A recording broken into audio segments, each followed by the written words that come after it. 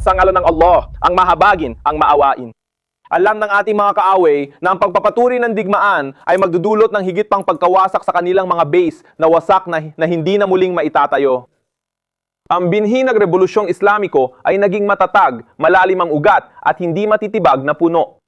Kami ay nagluluksa, ngunit hindi kami pagod. Ang ating mga sakit ang nagsisilbing makina na nagtutulak sa atin upang durugin kayo.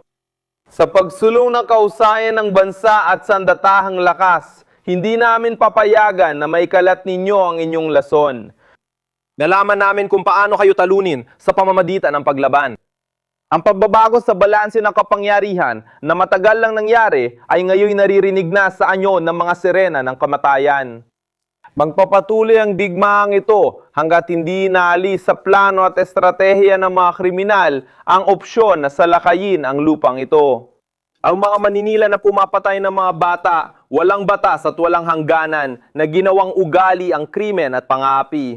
Kailangan nilang maintindihan pero hindi talaga nakaunawa ang mga mangmang na ito dahil lagi silang napapahiya at natatalo.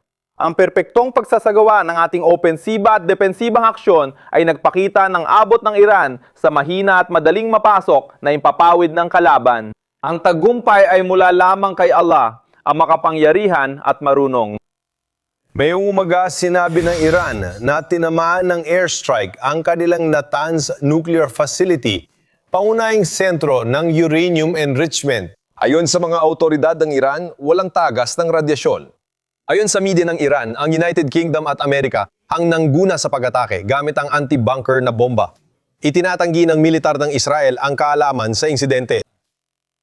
Noong gabing iyon, nagpakawala ang Iran ng 2 ballistic missiles sa estratehikong base militar ng Ipariwa at United Kingdom. Sa isla ng Diego Garcia sa Karagatang Indian, ito ang unang banta ng rehimen sa interes ng Ebola sa labas ng gitnang silangan. Nagbigay ng positibong update si Pangulong Trump sa Operation Epic Fury. Live si Lucas Tomlinson mula Dubai para sa pinakabagong impormasyon. Magandang umaga, Lucas. Magandang umaga, Charlie, Rachel at Griff. Isang Natanz sa 3 lugar na tinamaan ng Midnight Hammer noong nakaraang tag-init. 240 kilometro timog ng Tehran. Tulad ng sabi mo, ito ang sentrong lugar ng Iran para sa pagpapayaman ng nuklear. Maraming centrifuge ang umiikot sa uranium-235. Itinatataas ito mula sa energy grade papunta sa weapons grade. Marami ang inakalang magpapadala si Trump ng tropa para kunin ang nuclear na material, habang ang iba ay gustong pasabugin na lang lahat at maghulog ng bomba na tila nangyari kagabi. Ngayon, nagbigay si Pangulong Trump ng kanyang pinakabagong update tungkol sa labanan habang papunta sa Winter White House sa South Lawn. Nag-post siya sa Truth Social na posibleng matapos agad ang digmaan sa loob ng ilang linggo. Ilalahad ko ang buod ng sinabi niya. Malapit na natin makamit ang mga layunin, lalo na sa pagtatapos ng malalaking operasyong militar sa gitnang silangan. Iminungkahi ng Pangulo na sirain ang arsenal ng misil, industrial na base at mga puwersang pandagat, pangimpapawid at depensa ng Iran. Layunin ng plano na pigilan ang kapangyarihang nuklear nila, kaya ipinaliwanag ang pag-atake sa Natanz. Ipinapakita rin ng pagprotekta sa mga kaalyado tulad ng Emirates na may paglaban pa mula sa Iran. Bukod sa pagpapalipad ng drone laban sa Saudi Arabia, Kuwait at Emirates, kagabi nagpalipad ang Iran ng 2 intermediate range na misil patungong Diego Garcia. Isa ang nagkawatak-watak sa dagat, isa pa ang nawasak ng SM-3 Interceptor mula sa missile destroyer ng US Navy na Iowa. Rachel, pinakamainang pabagsakin ang mga misail habang lumilipad sa labas ng atmosfera sa kalawakan. Itinatanggi ng Iran ang pagkakaroon ng long-range missile pero napatunayan na mali ito matapos ang 3 linggo ng digmaan. Ngayong linggo, tinamaan ng mga drone mula Iran ang isang refinery yan ng langis sa Saudi sa Dagat Pula, tumawid sa Arabian Peninsula. Tingnan sa mapa. May mga pag-atake mula kay Shah Jua at Israel hanggang gabi, mas maraming leader ng Iran ang napatay. Ang US ay tumama sa maigit 8,000 target sa Iran. Lumipad ng malayo sa loob ng bansa. Marami pang target ang natitira at mas maraming marine ang papunta sa gitnang silangan. Umalis mula San Diego ngayong linggo ang Boxer Amphibious Group. Ang ika-11 Marine Expeditionary Unit ay darating sa loob ng 1 buwan. Tahimik ang gabi dito sa Dubai, umulan talaga at totoong ulan.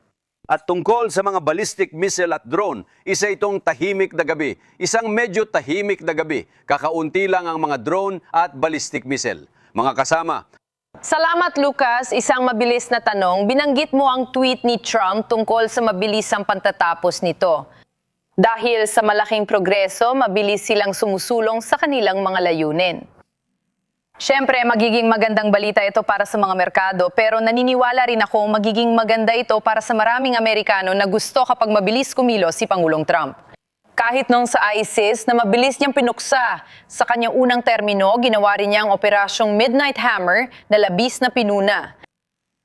Sa huli, umamin pa ang mga kritiko na maganda ang galaw niya. Mukhang gusto rin niyang tapusin agad ditong lahat, na may saysay para sa mga Amerikano. Pero maaaring ibang layunin ng mga kaalyado niyang Israeli. Kaya paano pagtutugmain ng Pangulo ang layunin niya sa layunin ng kanyang kaalyado?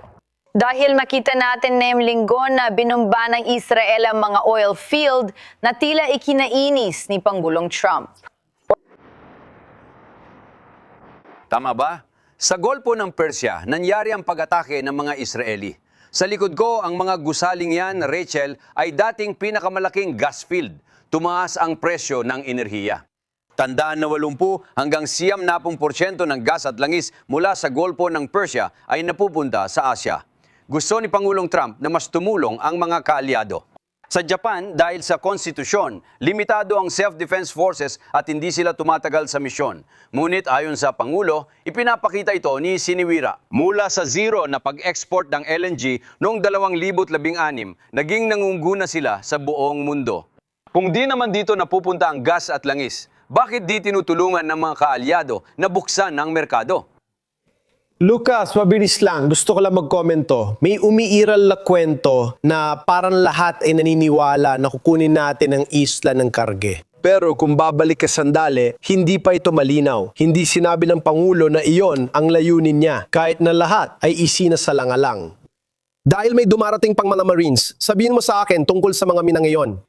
Alam mo na, bilang dating Navy, ang mga barko ay may 4 na bahagi. Isa ay unit ng labanan. Paano naman ang mga Marines? Mayroon silang air wing na binubuo ng mga Osprey at F-35B. Mayroon silang command structure at mga logistics battalion.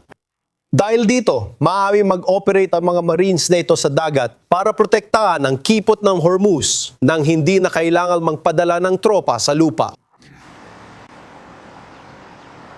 Tama yan, Griff de Shiloh. Sa digbaang ito, mahalaga ang logistics. Sabi nga ng mga Marines mismo, ito ay isang self-sufficient na unit. Ang air wing na ito ay may mga stealth fighter na F-35, Ospreys at Super Stallion CH-53 para sa pagdadala ng mga Marines hanggang sa baybayin. Mayroon ding attack component ang mga H-1 Viper helicopter ng mga Marines. May mga batalyon ng landing, mga unit ng infantry at mga karaniwang sundalo at ang component na ito ay kakalabas lang mula San Diego. Tingnan mo, 1 buwan pa bago dumating ang Boxer at may mga Marines sa Tripoli, baka pandilin lang ito para sa mas malaki pang plano. Naalala mo ba yung Pegasus package na inilunsad para dukutin si Maduro at asawa niya habang natutulog galing kay Shiloh, yung Arancheta? Lucas Tomlinson. Maraming salamat. Salamat! Lucas para sa'yo, Charlie.